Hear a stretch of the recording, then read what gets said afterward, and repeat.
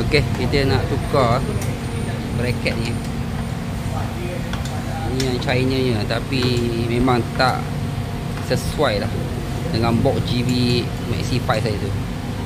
So patah, ni patah. So kita tukar yang shut-nya, heavy duty. InsyaAllah kita doakan yang ni lagi baik lah.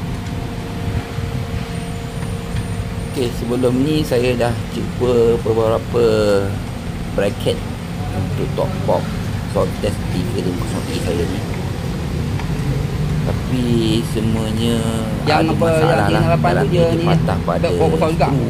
Maksudnya Yang 368 tu pakai box besar juga. cabut skru. yang demo Dan kini ni dia dah patah. So patah sama lah konsepnya. memang kena tukar lah yang baru kan. Dia pasang box besar memang kena buat sikit. Okey, cuba tengok tu. Patah tu. Tapi memang welding tu tak bagus pun. Okey. So dah patah tu. So kanan dan juga kiri. Nampak? Walaupun ada lagi tak patah sepenuhnya, tapi dah mula goyang. Kira kalau jatuh box saya tu. Jadi sebab setukar ambil bracket shut, tak ada pilihan. Okey, kita terpaksa buka. Kita demi untuk keselamatan box saya dan juga untuk kepentingan motor ni, kita tukarlah. Okay, ini shut.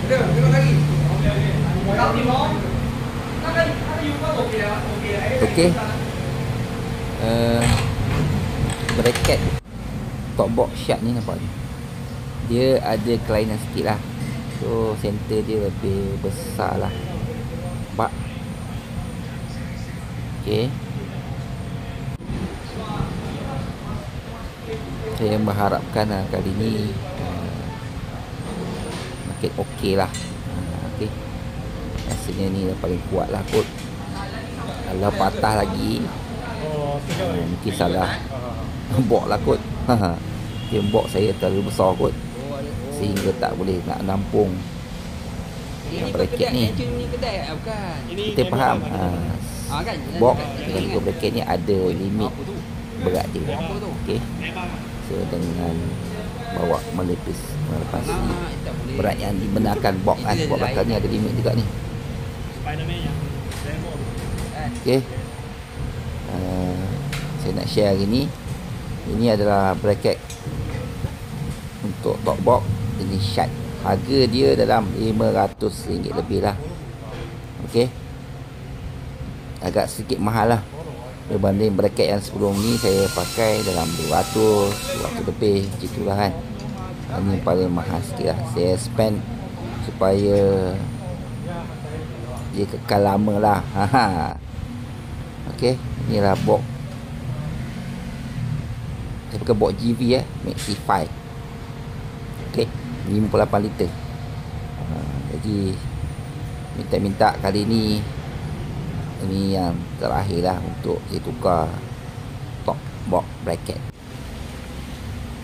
Okey, untuk kawan semua, ini sahaja sharing saja yang mungkin nak pakai top bracket top box yang lebih baik. Ini shut di antara salah satunya yang ada lah untuk sound test 350i. Okay, kawan-kawan, hari ini untuk sharing saja. Okey, pada mereka yang ingin mendapatkannya, saya percaya saya beli ni kat Enchun. Okey, baik, harga dia yang saya beritahu tadi RM500 plus. Okey, kalau pandai, jumpa lagi video saya akan datang. Okey, Assalamualaikum warahmatullahi wabarakatuh.